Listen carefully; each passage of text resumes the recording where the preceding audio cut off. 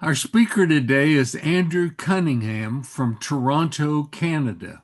He's an honorary life member of the Toronto Postcard Club and also the editor of their newsletter called Card Talk. His collecting interests are widespread, and his love for researching and digging out the notes historically about pioneer photographers is apparent with this presentation today about the photographer George A. Barrowclough, a Canadian real photo postcard photographer who worked from about 1904 to 1910. We're glad to have him today, and I'll turn it over to Andrew for this presentation. Thank you. Well, thanks again for the invitation to present today, and I'm really pleased to be able to share some of my research with you on a real photo postcard photographer that I've been collecting for probably 20 years now. Um, I imagine everyone here knows what a RPPC is, but for the future YouTube viewers, I would just say that it's a particular kind of postcard that is actually in reality a photograph. So it's a card that's the image on which is actually a developed photograph, and it became popular right around the turn of the last century. So the person I'm looking at in particular is, as you said, was George Barrowclough, who was active between about 1904 and roughly 1910. And I will just give you a little bit of an agenda. First of all, I'm going to look at just a bit of background, and then I'm going to look at what he did as a photographer in Winnipeg, Manitoba, where I'm from. Beginning around 1903, he started with some printed postcards, lithograph type postcards, and then he moved in to real photo cards for a couple of years before a brief sojourn in the USA. And then finally, he moved to Vancouver, British Columbia, where he became a well-known real photo postcard photographer as well. And that takes us up to 1910. And just at the bottom there, I've just put his characteristic signature that appears on his card. I've just reversed it so it's easier to see, but that's how his cards are almost always signed. And that's a picture of him. Okay, so just the quick introduction part was just a biography. So he was born on May the 1st of 1871 at Birkenhead in England. It's just on the other side of the River Mersey from Liverpool. He was the son of Joseph Barrowclough, an upholsterer, and his wife, whose name was Elizabeth Lees. So when George was just 7, his father, Joseph, left England for Canada. His family stayed behind in England, which wasn't uncommon. It was often the case that the husband would leave for Canada or the United States and get set up there, and then the family would follow later. In this case, that didn't quite happen because in 1880, Joseph remarried here in Toronto, where I am, to another lady. He seems to have either abandoned or split up with his wife, Elizabeth. But anyway, however that may be, he then moved out to Winnipeg uh, around that same time. In 1882, at age 11, George, the subject of our talk, uh, with several of his siblings, joined their father out in Winnipeg. So I've just put together a little map here to show how this all took place and how George made it over to Canada. So he comes from England. They sail across, probably arrive at Halifax, and then come across to Winnipeg, which, if you're not familiar, is just a little to the north of Fargo, North Dakota. So, as it says at the bottom there, continuing the timeline, by 1888, the next time I have any information, he was 17 and he was working for the Canadian Pacific Railway in Winnipeg. It was typical of the laboring jobs he seemed to have performed until he became a professional photographer. That seems to have happened in 1897 when he opened a photography studio. He didn't do that in Winnipeg, actually. He did it in a small town called Stonewall, about 20 miles north of the city. So he just had what seems to have been a fairly ordinary rural, small town photography studio there. It doesn't seem to have really suited his lifestyle very well, sort of staying inside the studio. He liked to be outdoors, and in particular, he had another interest, which I'll show you here, which was in cycling and bicycles. So he had a crescent bicycle, which was quite a fashionable sort of bike.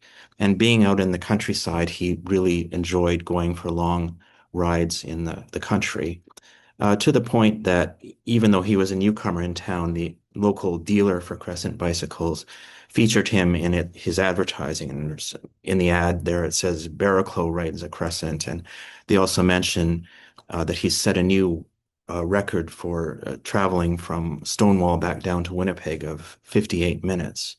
So he's interested in cycling, and when he does it, he takes his camera with him. And that becomes a feature of his photographic work, as we see on the other ad at the right there. In his own advertisement, he says he's now made suitable arrangements and are prepared to take outside photographs in addition to those taken at our gallery. So he's quite an ambitious fellow and always thinking of new ideas to add to his business. But he obviously likes cycling, he likes being outdoors, and he likes his camera. So those things go together in a way that suits him very well. He's in Stonewall for about a year or two, and then for some reason, he moves to another, even smaller place called Dominion City, another rural place, which is just a little to the north of the Minnesota boundary, about 80 miles to the south of where he was before. Not too clear what he did there, but he was there for a couple of years, and he continued certainly his photography career. And in fact, I just put that in because the oldest known photograph of his that I know of in any form is one that was taken down there in 1899, and it was just happened to have been reproduced in one of those local history books that small towns used to publish back in the 1950s. So it's a Sunday school picture. In this case, not a postcard, but of a similar nature to a type of photography that real photo postcard photographers were engaging in just a few years later. So that's just the brief introduction, getting him into his photography career, first of all, out in the country, but very soon he returned to the big city, to Winnipeg, and that's where we pick up the story here in part two. Return to Winnipeg. This picture, I'm not absolutely sure is by him, but I think it was. It's kind of an iconic one, showing harvesters at the railway station coming into town to do the harvest in the fall. It's kind of the little boy that's front and center in the picture that makes that photo. You kind of wonder what he's doing there among all these fellows that have come up to harvest.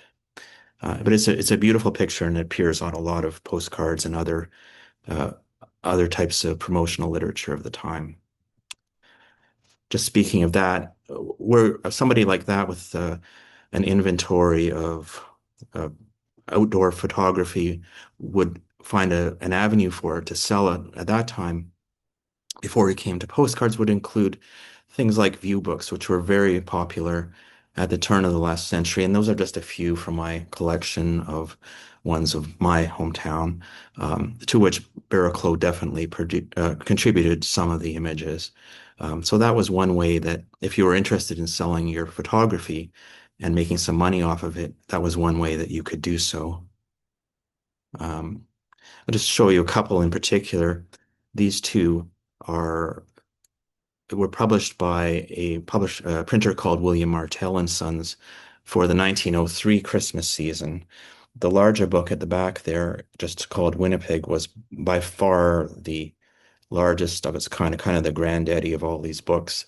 Its hardcover has, as the advertisement at upper right says, 600 views in it, and it was being sold for the Christmas season for $2.50, which was a very expensive book. It might be like asking $80 or $100 for a book like that today.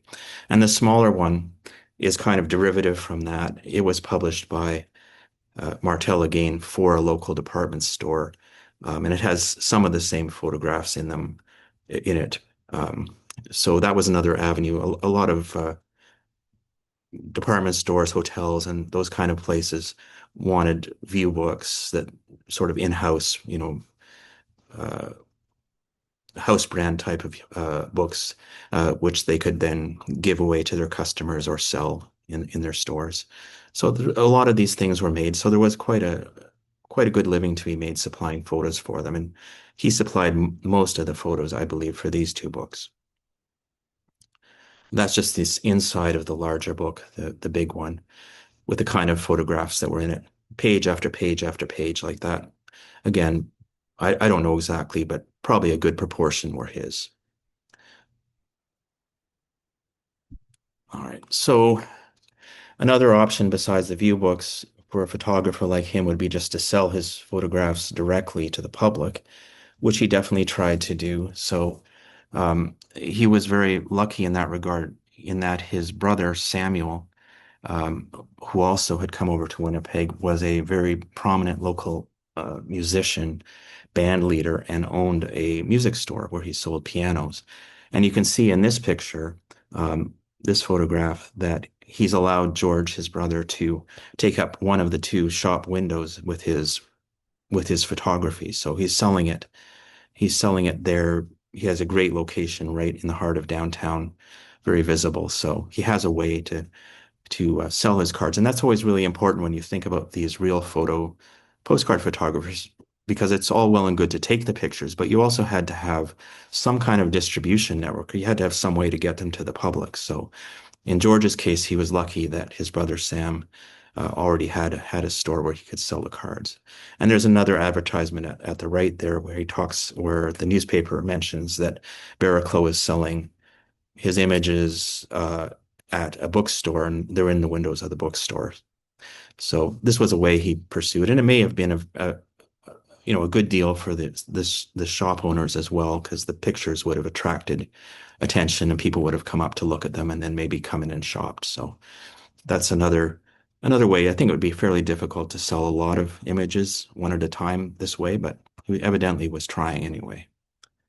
And then there were other types of souvenir items, which you can imagine that calendars and notebooks and other things where an image might be called for that he could supply. In this case, there's a set of souvenir playing cards that, again, William Martell, the company that he was collaborating with, produced using his images. Many of these also appear on postcards later. Even the bison that's on the back of the card might have been based on one of his photographs, because he liked taking pictures of the herds of bison that were still, even at that time, being kept in a few places around the city. So those are all typical early images of his. Okay, so that's kind of before the postcards, and then we come up to the printed postcards, which begin in 1903.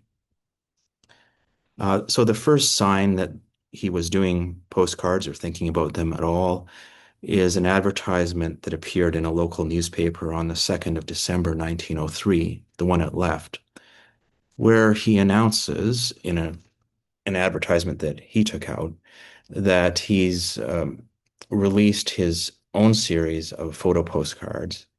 And again, it's right in time for that same Christmas season. And the series consists, he says, of 14 choice views of Winnipeg and its suburbs. And he's selling them at 50 cents for the 14, so 3.5 cents each, roughly. Um, by the next spring, a few months later, the advertisements continue to appear, but by this time it's grown from 14 to 30 cards. So he's made even more. I guess that means he must have been somewhat successful. To his views of Winnipeg and suburbs, he's added a lot of rural and agricultural views now. So he's got buffaloes or bisons, pictures of indigenous people, and all kinds of farm scenes. And also a scene of a Canadian prairie fire that we'll see in a moment. And it's still roughly the same price. He's charging $1 for 30 of them now. So given the number of advertisements and the fact that he went back and added even more cards to his collection. I guess that he was having success in 1903 and early 1904 with the lithograph cards. So this is just to show you what it looked like.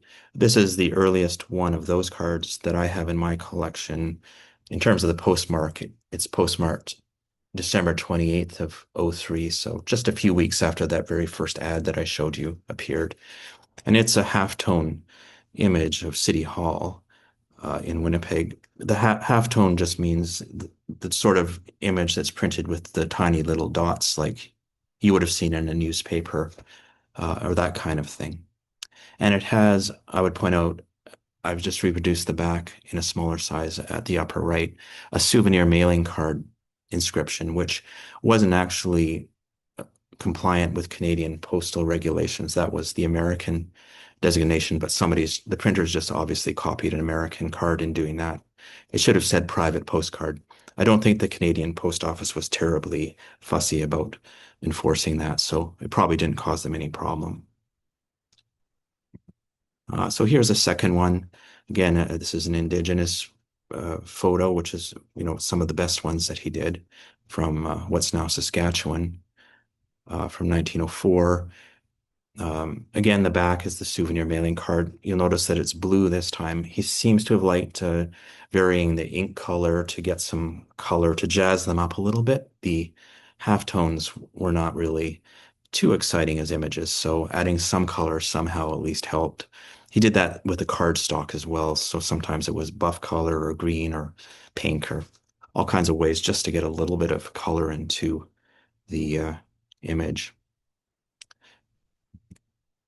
This is another one. This is the prairie fire scene that I mentioned earlier as one of the cards he added when he went from 14 up to 30.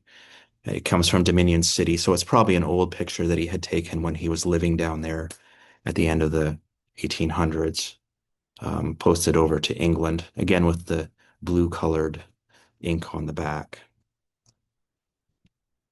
This is just another one. This has got a buff-colored cardstock to give it a little bit of color. A nice picture inside of Winnipeg, posted over to France. But well, these cards were obviously successful. I think it was undeniable, and he must have recognized that there was some trouble on the horizon in that at that time, Eastern postcard publishers, the big printing houses, um, were beginning to move into the Western market with their color cards that were produced with very sophisticated or more sophisticated printing processes than the humble halftone was. I mean, anybody who was trying to in most cities, the best you could really get for printing would be a halftone print. There weren't that many printers that could print in a more sophisticated way than that. So that was what Barrowclough was stuck with. He was probably using Martel or another local printer to do the halftones. But at the same time, cards like the one on the left that you'll probably recognize as being a Detroit publishing card were beginning to be published. So that's Barrowclough City Hall versus Detroit Publishing City Hall.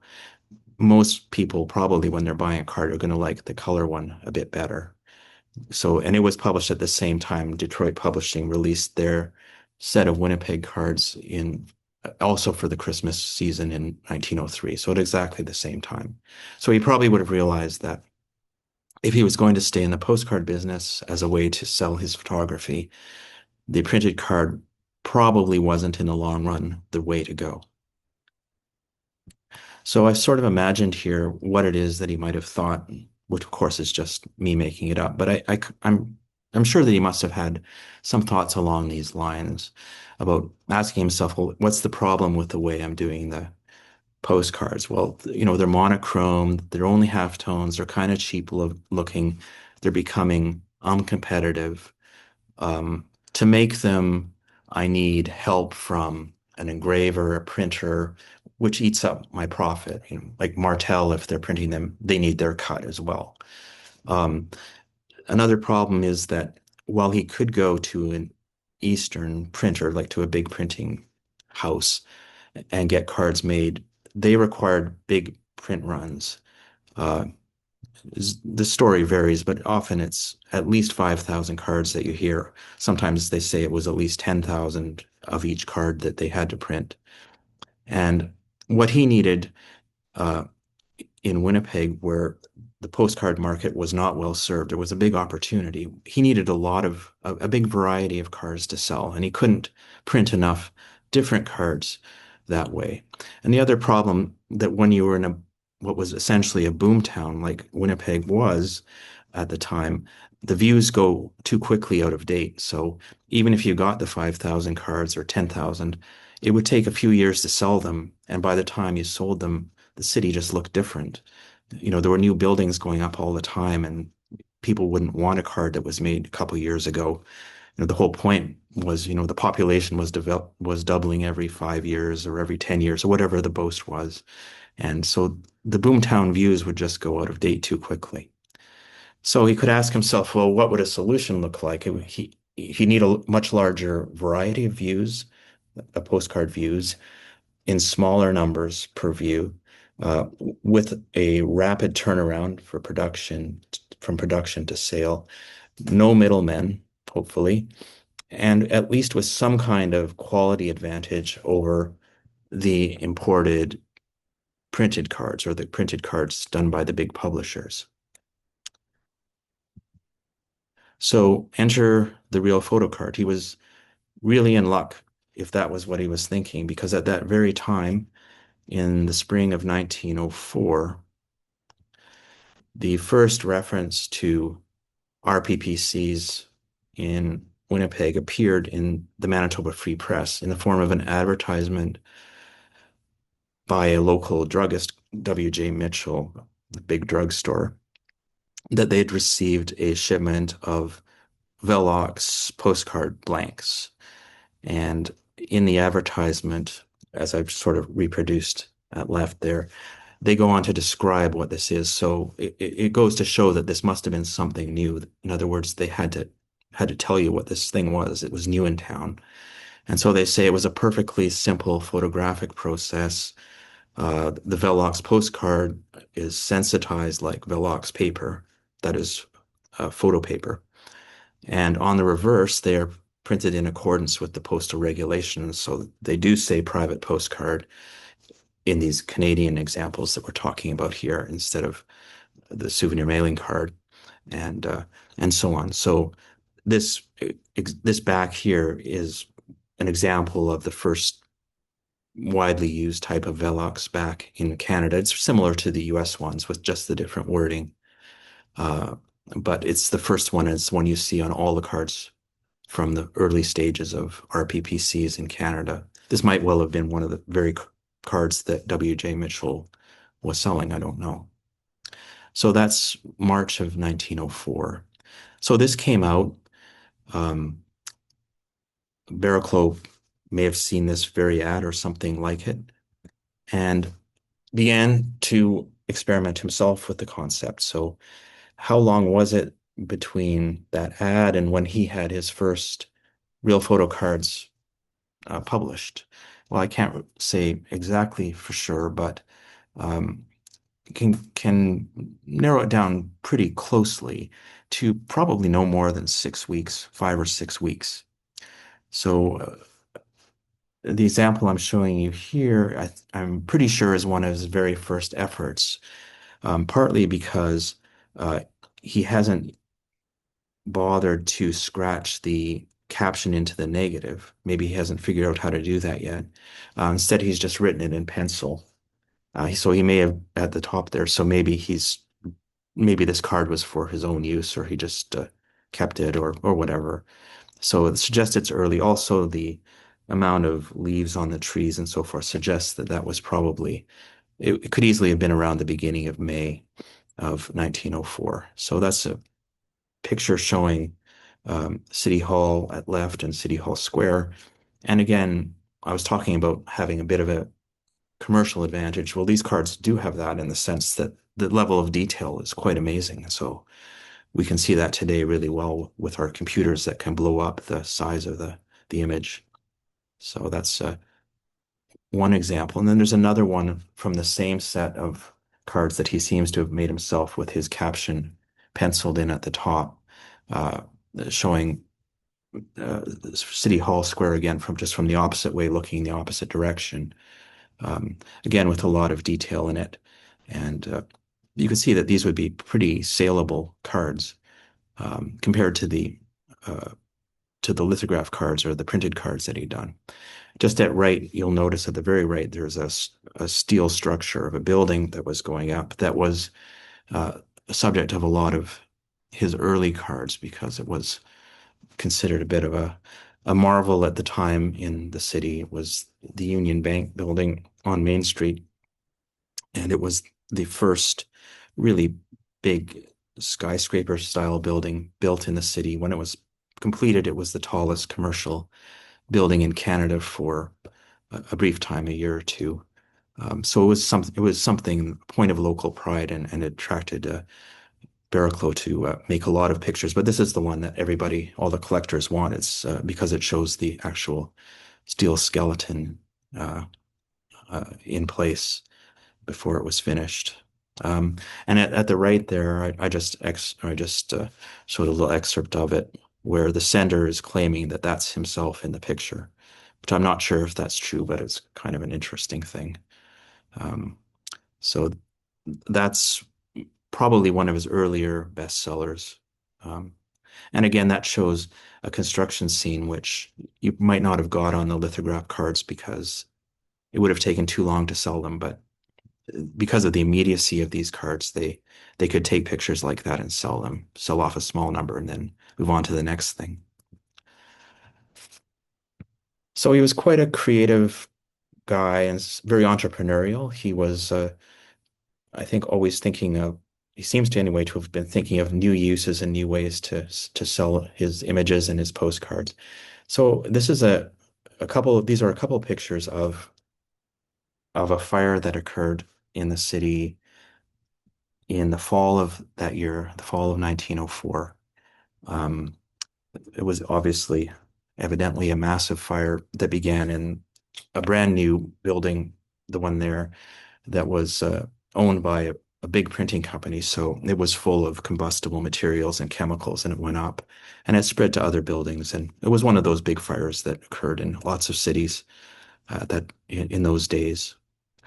So what was interesting about it, though, first of all, the one on the left is colored. So he decided to use the coloring kit that Kodak or Velux or supplied with their RPPC blanks to color that one.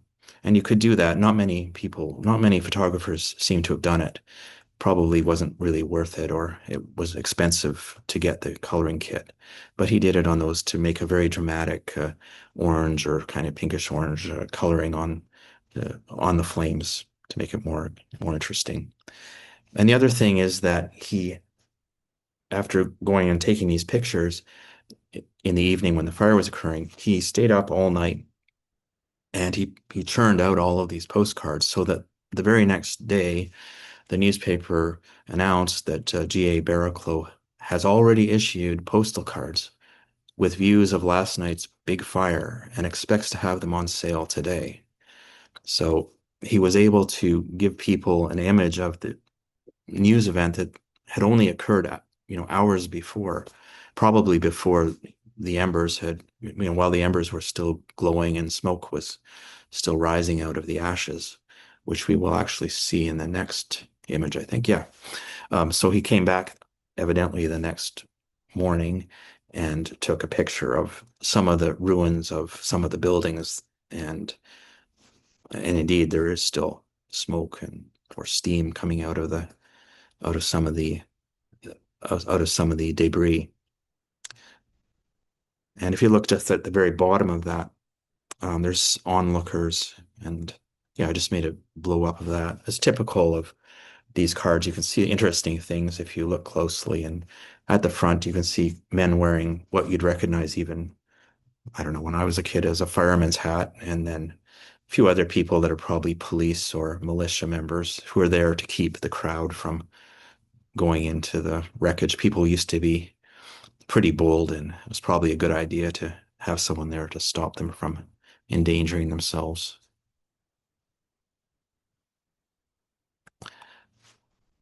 This is another image here. Just kind of a nice one of, again, it's of Main Street of Winnipeg. Some of the buildings there, as well as in the foreground, a streetcar, and that's one of the open-sided streetcars that they used to run in the summertime. They used to call them, I think they called them informally breezers because it allowed a breeze to run through when it was hot out, keep people from boiling inside the closed streetcars. Um, and so that's interesting that he's captured that. This is, I think, one of his best sellers. And I would say that just because I've seen this card quite a few times over the years at sales. I have a few copies myself. And also, it was one of the cards that was reproduced by a lithograph postcard publisher, like one of the big publishers, because the big publishers would also buy his work, as with other similar photographers, and put them on printed cards that they made. So the printed card from this is also a fairly common one. So it's probably one of his more popular views. Unfortunately, virtually all of that is gone today, all the buildings. Just a few other sort of things that he would do. This is a church entitled Ralph Connor's Church. Um, Not particularly remarkable as a building or anything, but it was a big tourist attraction because the minister of the church, whose name was Gordon, uh, was under the pen name of Ralph Connor, one of the top best-selling novelists of the era, and was very well known. So one of the things that you were supposed to do, I guess, if you were a middle-class tourist anyway, coming to Winnipeg, was to go and see his church and hopefully see him preach. And there's many of these cards, including lots of versions of this made by Barrowclough and others. And they often have this type of message on them. I have not heard the famous writer, but I intend to. I have seen him. So that was just, he would have realized that people made a pilgrimage for Ralph Connor's church, and therefore there was probably a bit of money to be made doing postcards of that particular church. And so he was author of The Sky Pilot, The Man from Glengarry, which I read recently. It's probably the only one that's still read, but there were dozens of other novels, sort of late Victorian novels of slightly religious nature. Barrowclough also was always looking for other challenges, and so he did some interior shots, which are quite good. It wasn't that easy at that time to do a good interior shot without the advanced sort of lighting that we have today to light up interiors, but this building must have had a lot of big windows or something, so it was very well lit for a shot like that. Just an example. I've always liked this one because of the very intricate carving of all of these chairs. It's quite a spectacular job somebody has done to carve the chairs at this is at St. Boniface College, and it's just nice to be taken indoors inside of these buildings in these real photo cards into an era, that's otherwise unreachable for us, and sort of feel like we're taking a peek at a place from so long ago. So that's a very nice one. Yeah, the other typical types of cards that he was doing at that time were, of course, the big events.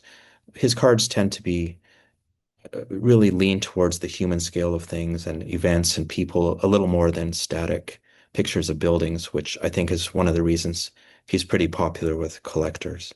So this is a Decoration Day parade in 1905. Decoration Day used to be the big military celebration. I think it was in May.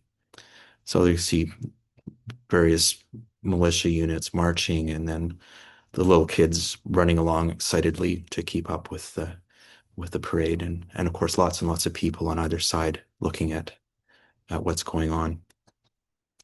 Those are nice example.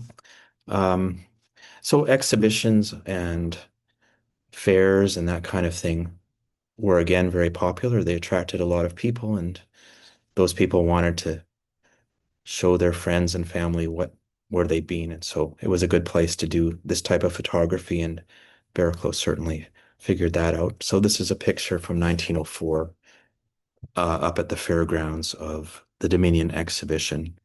And I've just done a little bit of a enlargement just to you can see some of what's there. There's a Wild West show that all the tents that are set up.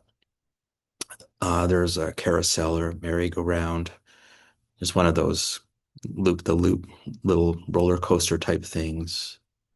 And and then in the front there's a tent where you can go and see the mysterious Ida.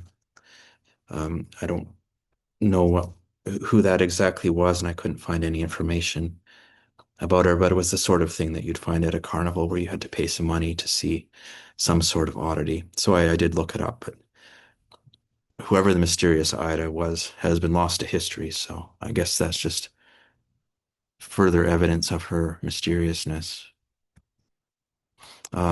Another example from affairs is this card and the next one, which show uh, an acrobat.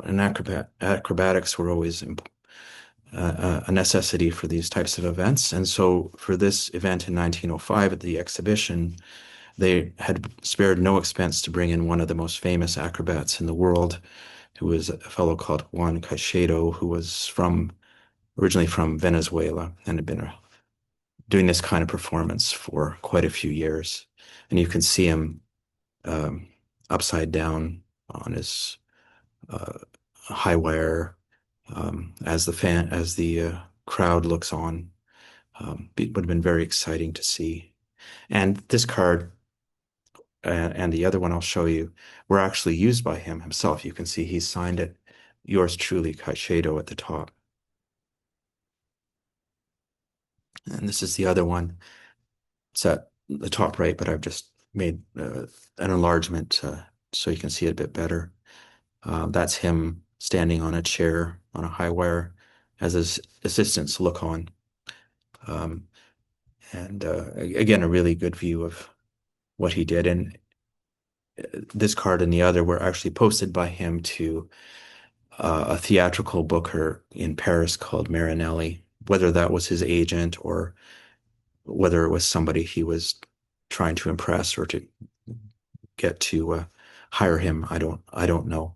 But it seems like even Caicedo himself recognized the value of these cards for publicity purposes. So it's another use to which these cards could be put by the subjects of the cards themselves. Anyway, those are a couple of my favorite ones, but they're very, very uncommon. Another type of scene which showed a little bit of already that's quite common in his work is construction. That's because in a boomtown period, there was just a lot of construction going on. Um, this is showing the Royal Alexandra Hotel, which was part of the Canadian Pacific Railway complex that was being built under construction in the background. The new CPR station is in the foreground. It's complete at that time, but it's not yet open. So it's showing construction again. That was a great advantage of these cards is they could show things like that because he didn't have to order this in units of 5,000 or 10,000 and not be able to sell them 2 or 3 years from now. He could just make as many as he wanted while people were still fascinated by the construction and sell them then and be done with it. So this is, I think, yeah, this is a closer view of the hotel under construction. Kind of neat to see how they did it with the steel frame and then the huge blocks of limestone for the facing of the building being lifted up. You can see how small the people are down at the bottom towards the right there. So it's quite a monumental building and quite an effort. And so we have this record of it thanks to him.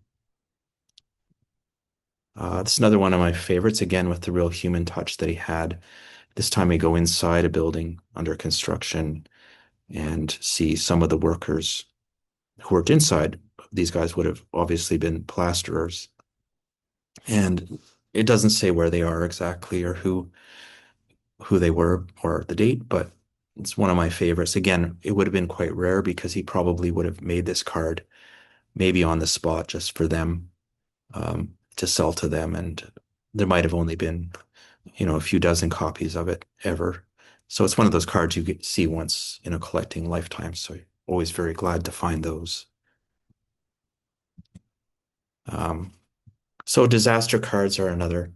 This is an unusual or a less common type of disaster, which is the building collapse.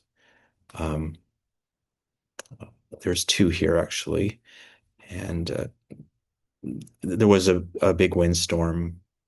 Whether it was a tornado, I don't know, but it was a big windstorm, and the wall of the bricklayer's hall, ironically, collapsed onto a house, a little house that was next door, and destroyed it and killed a couple of people. Um, so if you are from the Midwest or anywhere in Tornado Alley sort of area, and we have those in Winnipeg too, those cards of that kind of destruction obviously were popular because the photographers made a lot of them. So those are a couple of examples there. Another one that I like is this one, which he's titled Motor Car Sport in Winnipeg.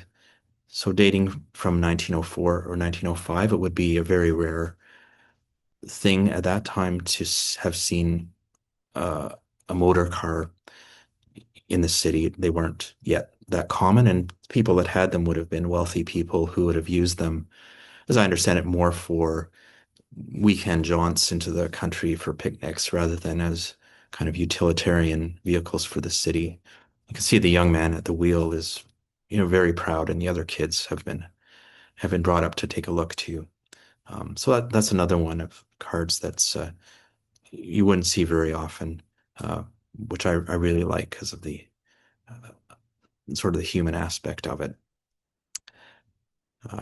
Again, I didn't actually show a lot of the cards that he did of rural areas of the of Manitoba, small towns and that kind of thing. He did do quite a few of those, but I've just stuck to the city for this presentation. But just to show that there was one and that he didn't forget his friends in Dominion City or Stonewall, I guess. This is a card he made of from down in Dominion City of probably people that he'd known there. Must have gone back for a visit. And again, it's got sort of a whimsical nature, and they're laughing as they're pulling themselves up this very steep riverbank. So sort of card that's really nice to get just because you can see expressions on people's faces and kind of imagine yourself there. The last card I'll show you from his Winnipeg period uh, dates from the 1st of January 1906. So he started, as we saw, doing these cards in April or May of 1904. So it's only about 18 months later. And I'm showing this one last because, in fact, it was the last card that he made in Winnipeg, or at least from the last batch of cards that he made on the 1st of January of 1906, which we know the date we know because it's actually a part of the title, which is at the races on the Red River, New Year's Day, 1906. So this was um, a sleigh race that was annually held on New Year's Day at the time, apparently, and was quite popular and well publicized, and the newspapers reported on it, and lots of people came out to see it. It seemed like at that time, no matter how cold it was, and it is a very cold place, people were always outside, always having fun and enjoying themselves. I think partly because the houses were not much warmer than anywhere else was in those days, so just had to go outside and make the best of it, and they certainly did that. So that's an example of an outdoor bit of outdoor photography on the very last day that he did any type of card in Winnipeg, as far as we know.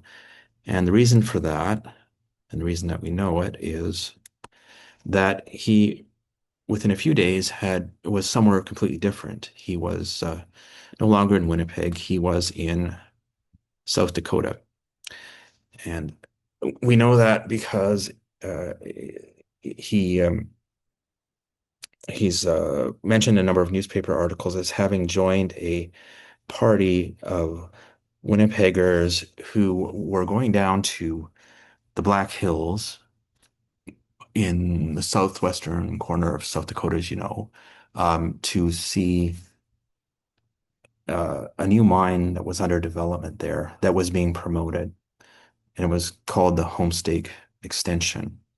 Um, and so this was heavily advertised in the local papers in Winnipeg by the promoter of it.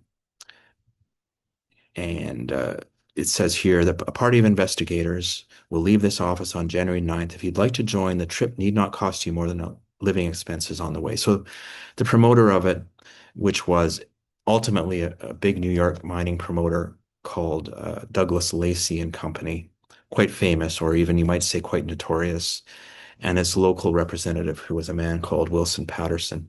They were spending a lot of money promoting this Homestake extension mine. You might have heard of Homestake Mine, which was a very successful gold mine. This isn't that. This is another mine that was being developed in the area, hoping to also find gold the way that the original Homestake had done. So anyway, it seems as though Barrowclough saw this ad and joined this expedition. And that just shows a bit of a map to orient yourself that he'd gone down, and all these guys from Winnipeg had gone down to Deadwood, South Dakota, where the Homestake was. From Winnipeg, it was actually quite a long trip because that's almost right down to Nebraska and Wyoming, so a long way from Winnipeg. So other ads appeared from Douglas Lacey in the Winnipeg papers later, recounting the visit, and they say, "We have taken as many as 50 Winnipeg men at our own expense to the mine. Let them break off the gold-laden ore with their own hands." And of course, all of these guys allegedly bought heavily into the mine. And then they go on to the next sort of shtick that you'd get from a mining promoter, saying how the old timers that didn't get in on the original Homestake mine when they could have had it for 25 cents and now it's worth 84 bucks, trying to scare people into thinking that they're going to miss the next big thing, which is this new Homestake extension mine. So that appeared on the 12th of January after these guys had gone down to the mine to take a look. So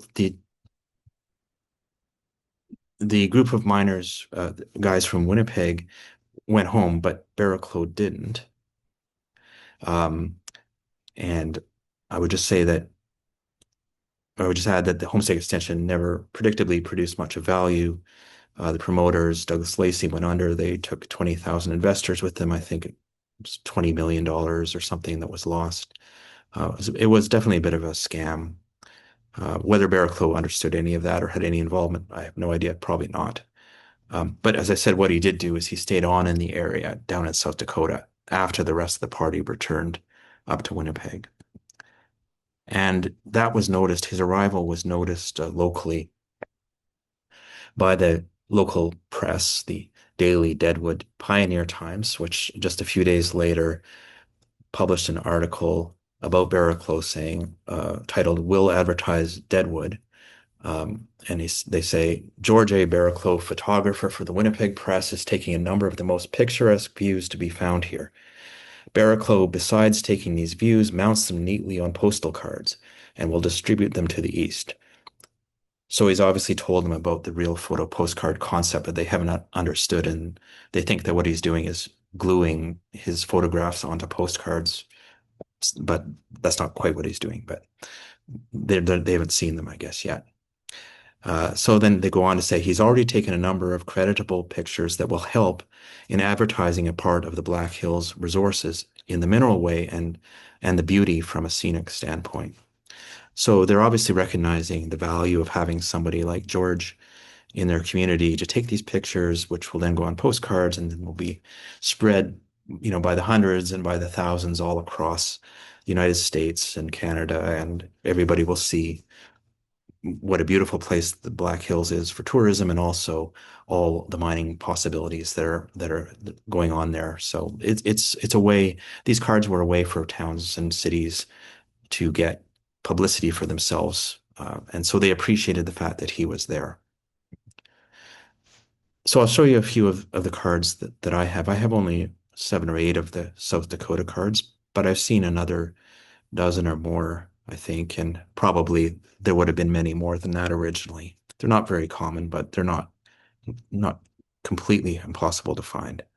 This is one that he calls Deadwood Terra Cut, which I guess refers to uh, mining blasting that's gone on to create that looks like a cavern there or some sort of uh, mining effort that's going on. So this one features the mining in the area, which not all of them do. This one does, though.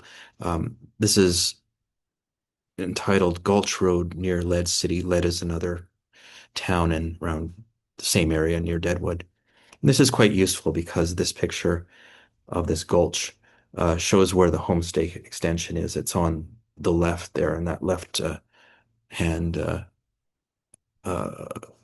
side of the valley. On the other side, there's the New England homestake, which was, as far as I know, another wannabe homestake that was trying to cash in on the cachet of homestake as well.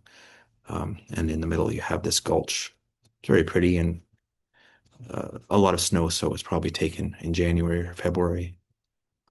There's not just pictures of the mining, though. There's lots of pictures of people around town. This was the very first one that I've a card that I found from South Dakota, and I had no idea at all where it was when I found it. And myself and my friend Rob McInnes, who's also here today, um, puzzled over it for quite a while before we figured out that it was from South Dakota, and then started to get into the story of what he was doing there. So it's a nice picture again of kids having fun in the winter down in Deadwood. Um, Another image of the local youth is this picture of fifth and sixth grades at Terry's school. Terry was another small community in the area. So it's interesting that even though Barrowclough was only there for a few months, as we'll see, he was already kind of integrated into the community enough that he would be, entrusted with taking pictures of the local school classes. And perhaps that was just because nobody else was doing this kind of work down there at the time. But a nice picture of one little girl with crutches in the middle. This is the last one from South Dakota. It's at the Belfourche stock meet, which was and this was a parade that was part of the meeting of the Northwestern Stock Growers Association in Belfourche, which was a town just a little to the north of those other ones I was talking about, just in the western border of South Dakota. And it's an interesting parade scene. But it does show that because of the date being the 12th to the 14th of April, when this was happening, this meeting, that he was there, had got there at the beginning of January and was still there through mid-April. And like that Winnipeg card I showed you of the sleigh race, can be said probably to be his last card from South Dakota, because just a few days later after this, the 18th of April, 1906, something happened that you'll be familiar with, I'm sure, which is an earthquake in San Francisco. And that's not a Barrowclough picture, but just a picture of the earthquake. Occurred 4 days or 5 days after that parade.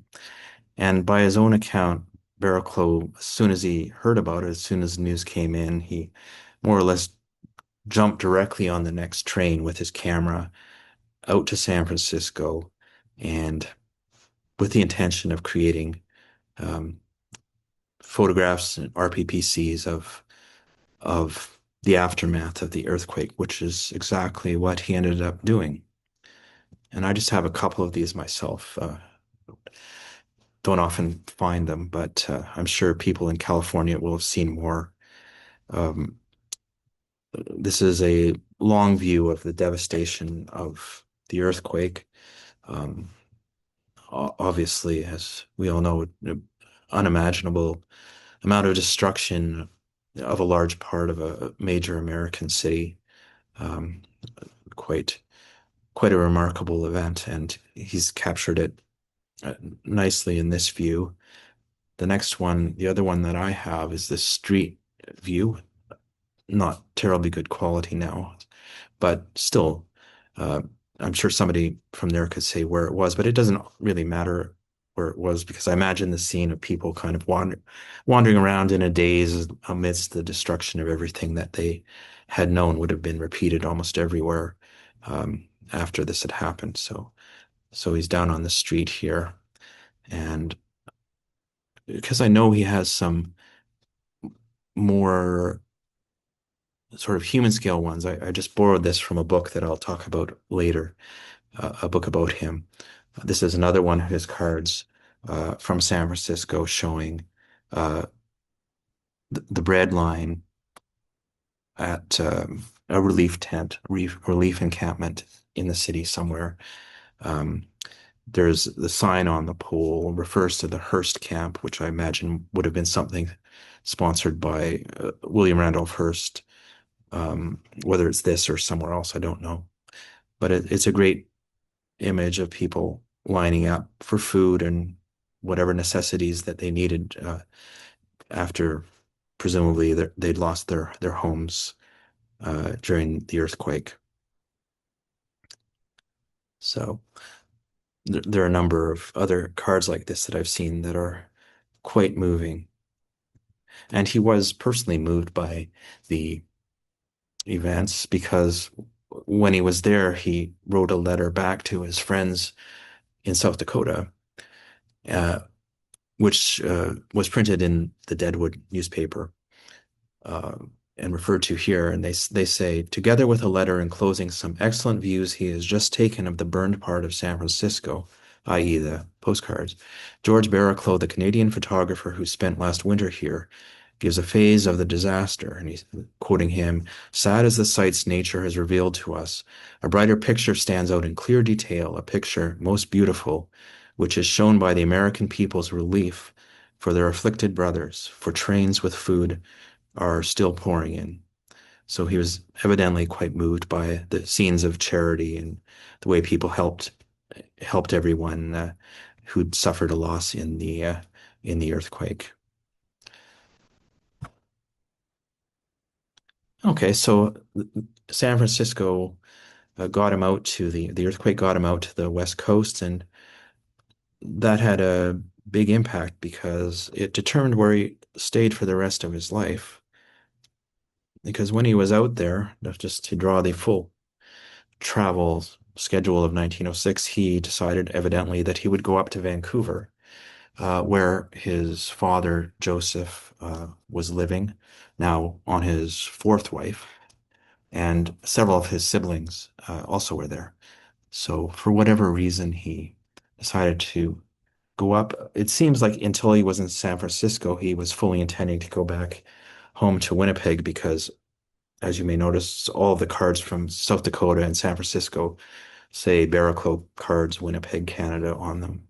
So he must have still considered himself a Winnipegger. But when he got to Vancouver, as not infrequently happens, probably fell in love with it, this beautiful city and wonderful place and great climate by Canadian standards. And also his family were living there, so that's where he decided to stay. And as I was suggesting before, he was sufficiently busy as a real photo postcard photographer there to be regarded as one of their leading RPPC photographers, just as he is in Winnipeg. And a few years ago, or more than a few now, 2004, Fred Thurkell and Bob Scullion of the Vancouver Postcard Club, both of whom have since passed away, sadly, published this really excellent book called Breaking News. I got that San Francisco card of the relief camp out of there, and it's very good treatment of his history. And they were able to access a lot of information and some elderly people who might not be available now to get some good information about Barrowclough, which has been useful to me in this presentation. So in Vancouver, when he was first there, got there in 1906 in the middle of the year, didn't do too much in the way of cards for a while because he had a new business running a restaurant that he owned. I think it was on Broadway in Vancouver. But he was still doing a few, and you see the odd one. This is another school class um, called Girls in Division 3, 1907. Doesn't say where it is, but it's a great picture with great expressions on the kids' faces. And I imagine they were all glad to meet Mr. Barrowclough because by all accounts he was a very, very genial and friendly and likable man, and always seemed to any comment on him was always very positive that I've read.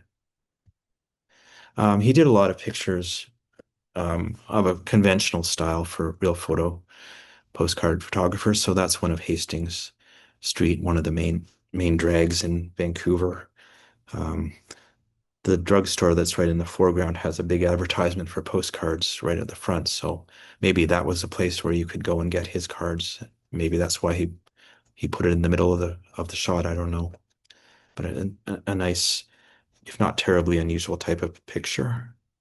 This is another one with the sort of human element, and also another thing that he liked was to do animal photography. So this is at Stanley Park in Vancouver. Stanley Park is a very large park in the center of Vancouver. It's very, very famous. And so this is a lady, it might be his wife actually, feeding a deer there. Um, he traveled all over British Columbia doing photography, as we'll see a little bit of that during the years he was doing these cards there. But he also sometimes went south down the Pacific coast, and I've seen cards from as far south as Los Angeles. These are just a couple that I happen to have of Seattle from the Alaska Yukon Pacific exhibition in 1909.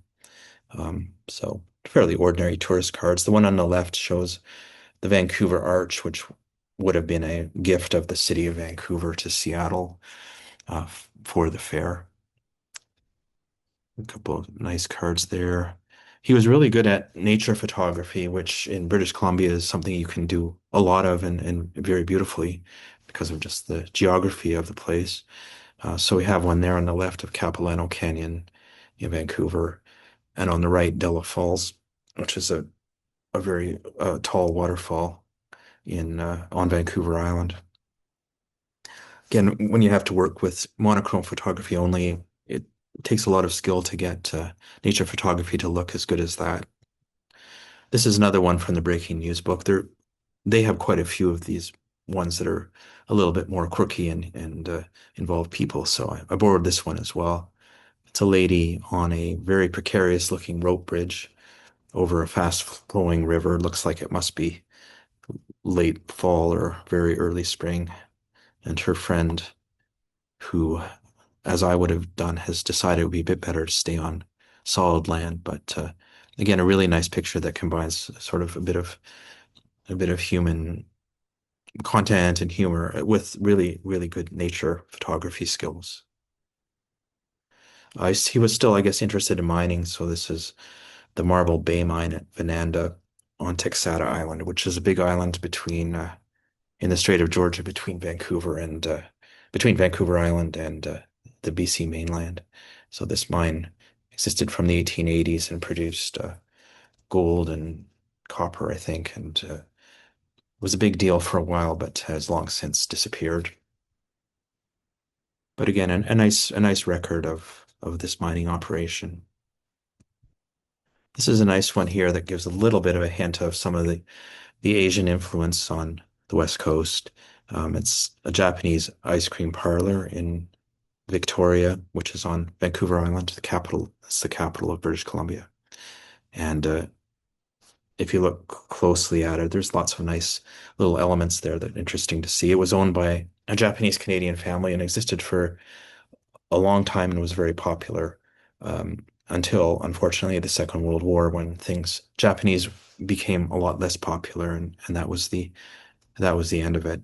But at this time, it was the era of the great rage for all things Eastern and Japanese and the Mikado and so forth. So this would have fit right into that sort of cultural tradition. You can see the nice arched bridge to go into the into the ice cream parlor.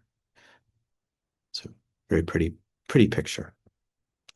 Another piece of nature photography, really nice. This is at Harrison Hot Springs, and I think that's probably his wife and one of their other relatives in the boat. I'm not totally sure, but again, a really nice piece of nature photography, um, showing his real skills.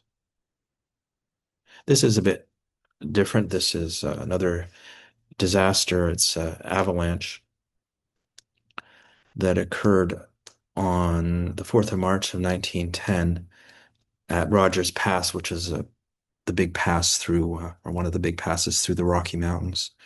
And so they'd had workmen out clearing the track, 64 of them, and 63 died when an avalanche roared down the mountainside and covered them up. So this is a picture of the relief effort where they're really just at this point trying to dig down to find the bodies of the people who had been lost.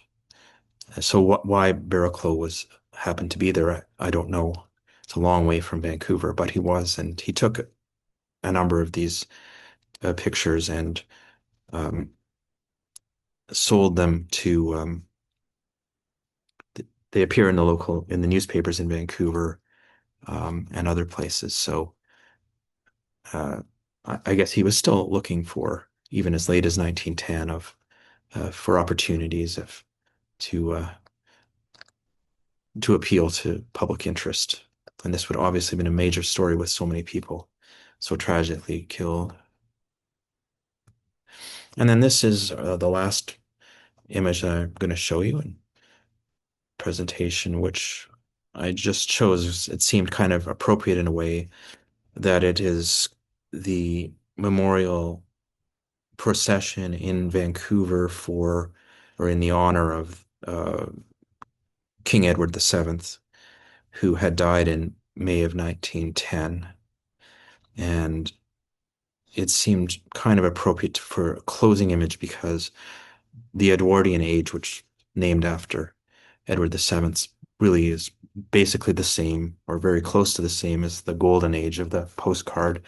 I mean, he reigned from 1901 to 1910, and also of the real photo cards, and also of Barrowclough's own period as a photographer.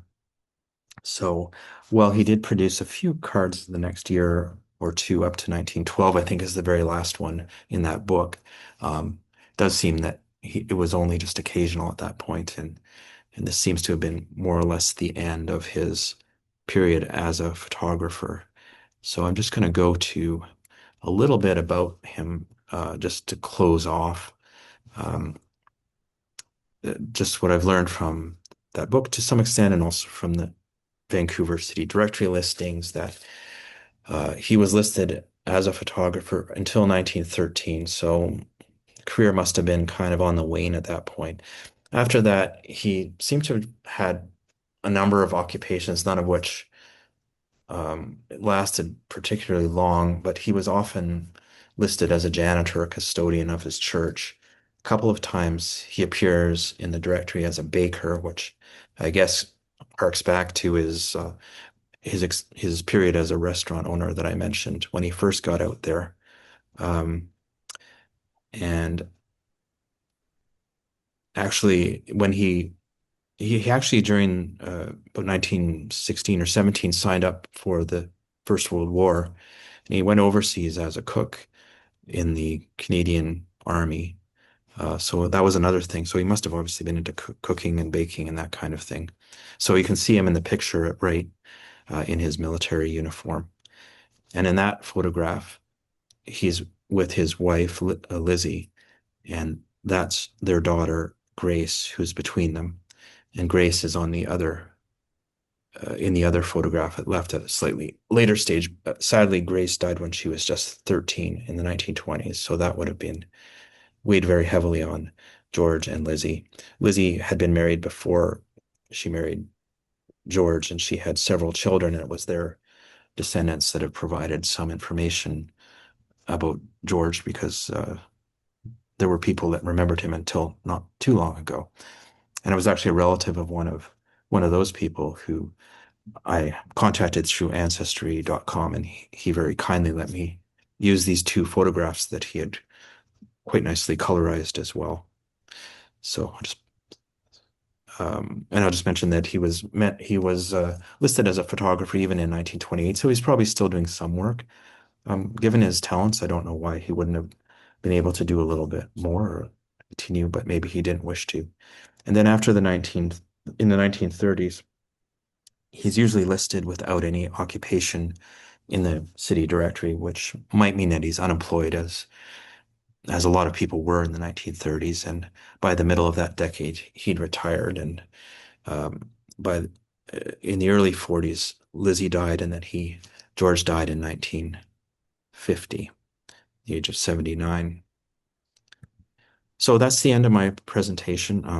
Thank you very much for listening. I know it was a fairly long one, but I managed to get through his whole career, which I'm pleased to have done because it took place in a number of different places, some of which I know extremely well, like Winnipeg, and others like San Francisco and Vancouver. I don't really know very well at all, but hopefully it's been interesting and sort of see some of the motivations that a photographer would have had to adopt real photo postcards as medium of choice, and how far that would have taken him at that time, and all the work that must have gone into doing these cards, which must have been enormous to produce them, because everyone had to be basically produced by hand, really one at a time, more or less, and wouldn't have been easy to do.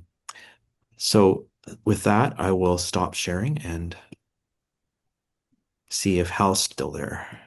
Hal's still here. Thank you, Andrew. That was just amazing. A lot of times we preview or get to preview programs like this, but we didn't in this case, and it's all new material to me. I just loved it. Uh, your oh perceptions and everything, and what you said. I love the your comments about the nature photography and the water and the not the steam coming off, but just the whole air of about the photographs and everything. Very, very interesting. This is just really, really terrific, and thank you again, Andrew, for doing that. Thank you. Uh, you bet, you bet. Ray, do we have any questions? We have a host of thank yous and excellent presentation messages and that sort of thing. Um, I will mention that Jerry from Toronto made a rather appropriate comment about Mr. Barrowclough being a photojournalist before the term was even invented, which I think is quite an appropriate observation and well done. Um, you can imagine my surprise when you showed the image of the rescue at Rogers Pass. As a matter of fact, we must be on the same wavelength. Tomorrow, Postcard History posts a article entitled "The Winter of 1910." It's primarily the rescue of this the recovery effort more than the rescue of the 63 people who were killed in that avalanche. Oh, Oh, really? It's a fascinating story. Postcard History, tomorrow morning, 12:02, it goes up. Go read it. It's a history lesson all in itself, and it complements everything Andrew said today. oh, thank you, Ray. My gosh, isn't that good timing? Yes, Yeah. it certainly was. So, Yeah. an all-around thank you from everyone, and I especially appreciate the research that went into the report. Oh, Thank you.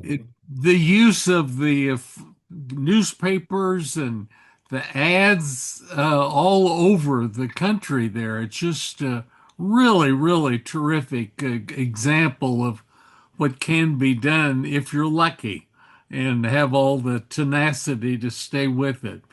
We did have one question concerning the fact that you must have done a lot of research in newspapers, and they're wondering. I think it was Lynn was wondering if that's how you got your information. Yeah, I think that's how I got most of it. There was some in that book, not a lot, but there was some there. But yeah, it's mostly out of newspapers, which are surprisingly, if you're lucky and the person knew someone at the newspaper. And George was a very friendly fellow. I think he knew people everywhere. You could see him already writing back to people in Deadwood, even though he'd only lived there for a month. He was, buddies with them. So he must have been kind of a friendly guy. And I guess he got into the newspaper a lot. So you're able to reconstruct things to a certain extent. I think that's kind of why real photo postcards are actually more interesting now than they were 20 or 30 years ago before the internet, because you can find out now so easily so much of the context, um, which before would have taken a huge amount of effort to Right. find anything. This is Bob Toll. How many views, how many cards per view did he typically print? Is that known for him and or for real photographer people in general? Are we talking about 10, 20, 30?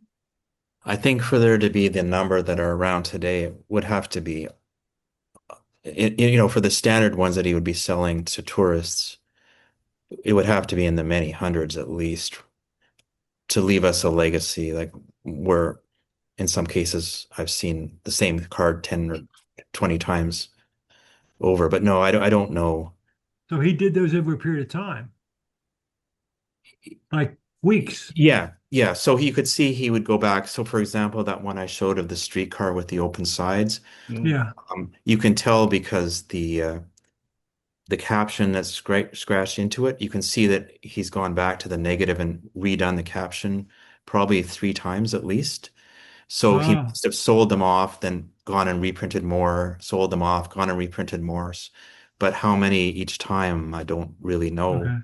Yeah. Uh, yeah, I can offer one answer quickly to another photographer, Ed Beebe, who photographed a fire in Kalkaska, Michigan. I don't remember the exact date, 1910-ish. And the newspaper account said that he had published 2,700 cards. And also that his printer, a high school kid, could turn out 1,000 cards a day. So I'm sure the editions range from one to a few thousand, which I thought that Andrew's insight, I don't know whether it was your insight or whether it was the questions that Barrowclough actually asked of himself, but how to advance his professional career. It was really interesting to me, the idea that he would think through, wait a minute, if I have to get these things uh, printed, I have to interact with a printer, and then suddenly they're going to be out of date. And then this brand new thing, 1904, 1903 was the first, Kodak camera, the 3A that could make photo postcards. And I thought, wow, he was right on the topic. Did he say that, or did you come up with those, I thought, very interesting questions? No, those are my thoughts about what he must have thought. And I think it must be right because he gave up doing the printed cards at that point, and it happened that the RPPCs had come available then, at least locally. I mean, they were available a little earlier out east, but not there before 1904. So I'm just trying to think of what would have motivated him, and I think that type of thinking would have been what would have gone through his head. But I'm I not love a it. mind reader. It was really insightful, really insightful. Did he write anything about his ideas about photography along these lines or any other lines? Or is there an archive of his work is there any repository of writing, letters, essays, whatever that he might have turned out? I don't know. I mean, because he wasn't really for very long a public figure. That's true of many of these guys. Yeah. They were people of the time who were sort of flitting from one way to make a living to another way, and this was one that came along, and they had a camera and they did it for a while. And then he went on and he was a janitor. He did almost, nothing of significance for the whole rest of his life. So I don't know, but I did just get in touch with this relative of his through Ancestry who said that their family has some things of his, including a lot of photographs, not many postcards, but a lot of photographs. So hopefully I can find out from them if he left anything behind of that nature. But in the book, actually, in the book from Vancouver, at that time they'd interviewed some of his relatives, and the thing that they remarked about the authors of the book was that not one of them knew that he'd ever done postcards or that he'd ever been a photographer, even though they had known him personally. Really? Towards the end of his life, he'd gone on to other things. Yeah. Wow. Andrew, Cindy has asked if you could explain the actual process of making a real photo postcard. Well, oh no. Um, well, it's no different than making any other photograph, really, is it? Is there No. somebody that knows more? It's really just the So- photographic process. Go ahead. I have made, I have a background in photography. Yeah, me too. Go Thank ahead. Okay, so as I understand it, like you mentioned earlier in this presentation about Velux, or you may have pronounced it differently, papers came about that had the postcard back printed on them. And that was the same paper that you would have bought from them or any number of other people that you would have printed a photograph on. Yeah, exactly. That's what the ad said. So they were using, as I understand it, the exact same chemicals and process that you would do to make a photograph. Now, I could tell you more about that, but I won't get that technical. Yeah, that's right. I guess the photo postcards were the innovation there was getting it to be on something that was actually postcard stock and that would comply Right, like with they weren't, regulations. like it wasn't a photograph pasted to a postcard back, as I understand it. No. Yeah, it was the Velux paper, the Kodak paper, the this paper, the that paper, depending on the era. I Yeah. think Contact printed the everything. information here is the fact that Largers. real photo postcard is a darkroom process, Right. not a printing process. Oh, right. Yeah, I guess I kind of But they didn't have enlargers then. Like if they had Oh, enlargers. right. That's know. because, yeah, Printed. that's one of the reasons that real photo postcards have the enormous amount of detail they have, is because the negative was the same size as that piece of photographic paper. And so they literally laid the negative down on the piece of photographic paper and exposed it to the light. And they didn't quite have the same quality of light sources that we have today, even, or at least when I was doing it. Not very many people actually do it anymore, but they didn't have the quality of the light sources, so they were much longer exposures than like I would have been doing.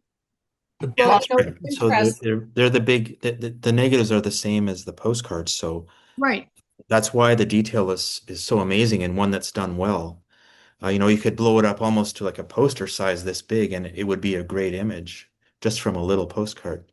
So Yeah. the computers has really helped the I postcard. actually have some of the old cameras that they used for. But I don't know. Can everybody see that? Got a glimpse of it there, yeah. Yeah. Just a second. There, just hold it in front of your shirt. Right It seems- there, right there. Now There we we can go. see it. There we go. Okay, so this is a 3A. It's not usable. It's not functional, but that's what they looked like. And yeah, so they used to contact print everything. And actually Kodak produced the papers for those up until about 1980, I think. So it went on for quite a long time. Hmm. Wonderful. See Yeah. another one down here. I have another question. Um, uh, when he was on the road, let's say in South Dakota, I presume he took some equipment with him.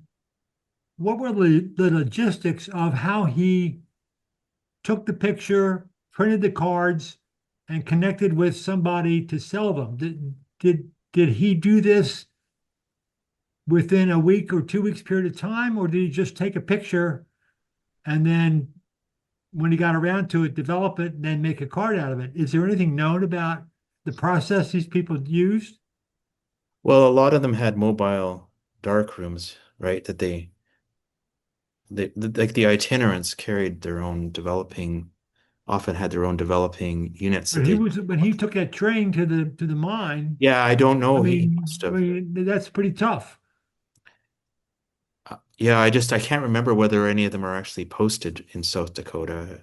Um, I imagine they were, but I'm not sure. Well, the Um, bulk would have been locally photographed, and because it was almost like a newspaper, you had to get it printed overnight and on the postcard racks by the next day, or else your sales would be compromised by some competitive postcard photographer. yeah, Just exactly. like So that So fire scene. he had a base of operations set up. yeah, I mean, I've seen pictures of the little dark rooms that they had, but I don't know if he had one, but or if he used someone else's, right? They Um, had boxes that they would, like, I've seen these wooden boxes, and there would be a piece that lifted up, and you could put everything, stack up everything on that. Like you'd put the negative down and then you'd put the photo paper down and close it up so that it was now light tight. And then you turned on the light that was inside the box for the exposure. And from that, you would take it and put it in your different trays of chemicals, like if you were developing right. a photograph. And he did that for each card he had to sell. Right. They would have been done individually. Yeah, Yeah, they would have been. it's a lot of work. Yeah. Well, that's why I was wondering, was he just a one-person shop? Seems to have been. He didn't have any really have any family members or anything. He wasn't married. Yeah, I don't know of anyone else. Like in the city directory, he's listed as a company, but there's no other employees ever. So he must have been. I imagine that's why there weren't a lot of people doing this, even though there were tons of photographers in those days. Yeah. Um, this was a difficult thing to do, and he must have had to have had a lot of patience and time to do it. I can show you one thing, just FYI. Here's a postcard of a guy and his partner making a one postcard exposure by kerosene lamp at night. And on the same page, here's a machine that could print multiple thousands of photo postcards in a day. So you could do it really, really slow, or you could do it at any degree of speed because it was so popular. There were a lot of inventions to speed up the process. Right. What year was that ad? The ad, 1911. Hmm. Yeah, I think things would have changed quite a bit between 1904 and 1911 as all these inventions were Absolutely. produced to respond to the excitement over this new process. So when he was doing it, it was pretty much a Wild West where you had to make it up as you went along, and there wouldn't have been aids like that. But That's pretty probably right. soon, things started to develop that made it easier. I'm curious what the book was you were showing that ad from. Oh, the ad? Yeah. Uh, The book. I can hold on, just give me a second to get back to where I was. This was a postcard printer ad in Camera Craft, August 1911. But what was the book? Oh, that's my book on photo postcards, which I have yet to find a publisher for. Oh, Oh, wow. yeah.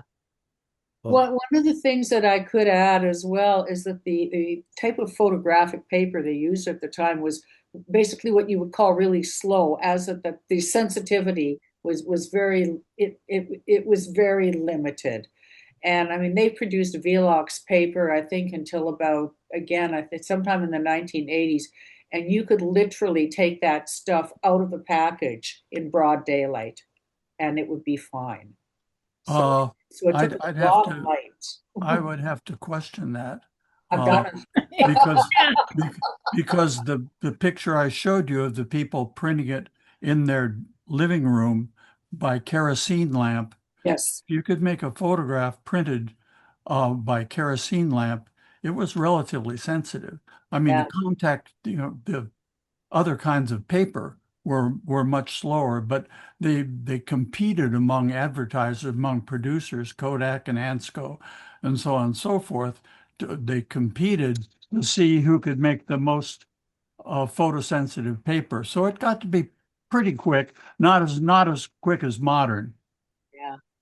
Well, there was Kodak produced several different papers. They produced well, Velox was one of them, and Azo was another one. I think Azo was Yeah. produced until like 2006 or something like that. They made these papers for a long time, but I've literally taken Velox paper out in broad daylight, and it was fine. Azo maybe not. well, they had a lot of different types of paper. It did. They would advertise, for different purposes. There'd be one with a soft finish and one with, different effects were produced by different types of photo paper. I've seen those ads from Kodak from Barrowclough's time. So they weren't all identical. Yeah. Well, and there was printing out paper. You could put something in contact with your paper in contact with the negative and even set it outside and it would physically develop in the process of being in the sun without even being developed in a developer. So, and then there were slower not, that would have been the slowest, but then there would have been faster and faster and faster. And I forget the terminology. I think they called it lamplight or something like that, photo paper. You can print indoors by lamplight. And that was a big advertising. Right. Yeah, you see that. Yeah. And if you could do it by lamplight, you couldn't take it out in the room. Yeah. Lots of varieties. Hey, one Yeah. last one. Well, I have the expert here, Andrew.